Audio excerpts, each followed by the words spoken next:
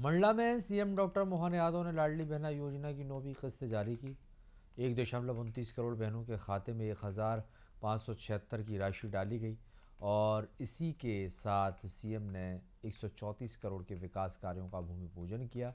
उन्होंने रानी दुर्गावती की प्रतिमा का अनावरण भी किया और कार्यक्रम को संबोधित करते हुए सीएम डॉक्टर यादव ने यह कहा कि भारत माताओं और बहनों का सम्मान सर्वोपरि है।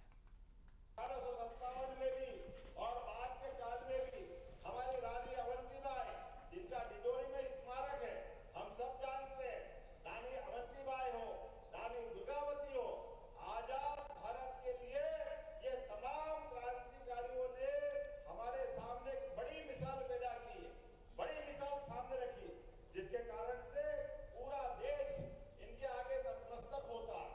आज मैंने इस महाविद्यालय में रानी दुर्गावती की प्रतिमा का अनावरण करके एक मेरे मन में जो श्रद्धा का भाव था वो प्रकट करने का प्रयास किया।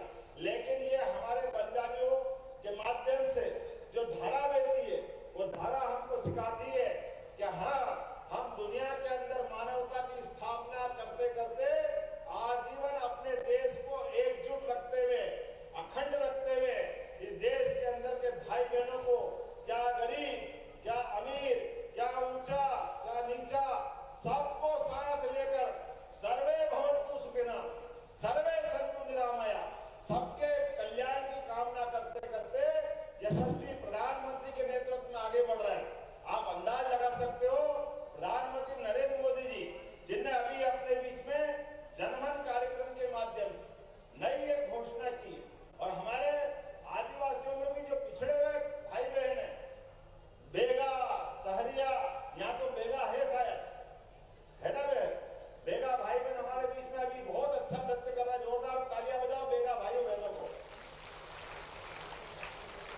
और केवल बेगा भाई बहन नहीं, पूरे आदिवासी अंचल के लिए आपके इस क्षेत्र के अंदर विकास की जो जो जरूरत होगी, कोई कोर कसर बाकी नहीं रहेगी, सारे काम किए जाएंगे। आज भी मैं अगर आया हूं तो आपके पास खाली हाथ नहीं आया हूं। हमको मालूम है आयुर्वेदिक दवाइयों का क्या महत्व है। हमारे जंगल में, गांव-गांव में आयुर्वेद बहुत अच्छे से चलता है, लेकिन आयुर्वेद के इस बड़े संभावना वाले मामले में आयुर्वेदिक कॉलेज नहीं है मंडला में। मैं आज ही मंडला में आयुर्वेदिक कॉलेज की घोषणा करता हूं। हजारों साल पुराना हमारा जिस पे विश्वास था, ऐसा आयुर्वेद का हमारे यहाँ महत्व है।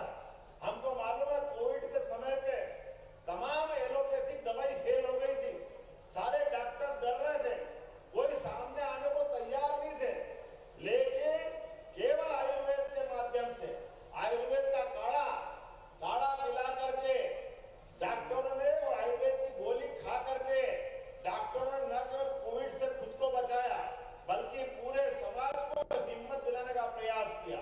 ये हमारे जीवन की संस्कृति इतनी अच्छी है कि कदम कदम पर ऐसी तमाम आयुर्वेद की औषधियां अपने घर और आसपास फैली हुई है। अरे तुलसी माता अपने आंगन में अगर लगाते हैं तो उसका आयुर्वेदिक क्या महत्व है।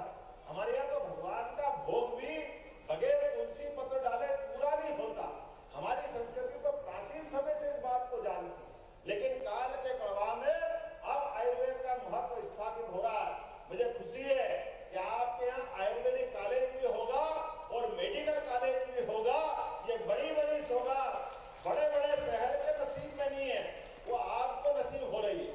इतना ही नहीं, आने वाले समय में यहाँ पर बहुत सारे काम मुझे बताएं, जिसके आधार पर मैंने कहा कि यहाँ पिछले वर्ष इसी महाविद्यालय में आया था मैं मंडला में, और इन्होंने कहा था कि रानी दुर्गावती की प्रतिमा का अनावरण करना है। मैं अपना वादा निभाने के लिए आपके बीच में आया हूं। उस समय शिक्षा मंत्री बन के आया था, और मुझे क्या मालूम मंडला वाले इतने प्रेम से बुलाते कि मुख्यमंत्री बन के अनावरण कराते। इतना प्रेम तो कोई दे ही नहीं सकता, ये केवल मंडला वाले ही दे सकते। आपका प्रेम, आपका स्नेह जीवन भर याद रहेगा। मैं आज के अवसर पर यहाँ एक और बात बताना चाहता हूँ कि रानी दुर्गावती का अकेला यहाँ एक प्रतिमा का अनावरण नहीं हो रहा। जबलपुर के अंदर मदन महल के ऊपर लगभग 100 करोड़ की लागत से रानी दुर्गावती के जीवन के विविध पक्षों को लेकर